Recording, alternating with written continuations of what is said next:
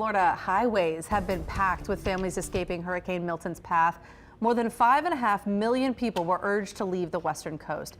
This is one of the largest evacuation efforts the state has ever seen. Yeah, mandatory orders were given for those in low-lying and coastal areas, as well as some hospitals and assisted living facilities in other areas are voluntary.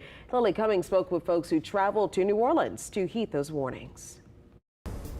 People usually travel here for a good time, but right now New Orleans is a refuge for Florida residents in the path of Hurricane Milton. I grew up there, he grew up there, he did too, I mean all of us, but this is the first time any of us have ever evacuated.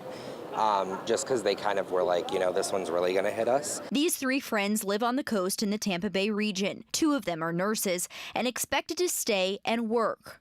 Hospitals got evacuated too. So they decided to make the journey to New Orleans. The drive's like 10 hours, but it took us about 15, 16 hours with traffic.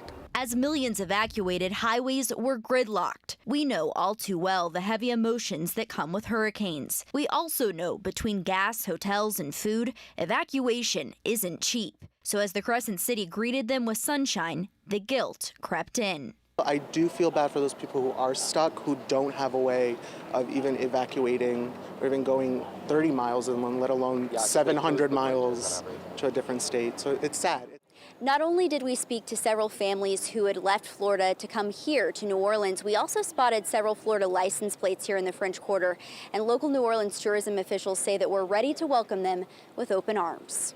We know as New Orleanians how scary it can be to deal with the storm and leaving your home and all of those uncertainties. And so our hospitality community will do what we always do, which is take care of them. While we can't predict what these friends will return home to, they plan to make the most of right now. In the middle of all the chaos, you need to have some type of silver lining.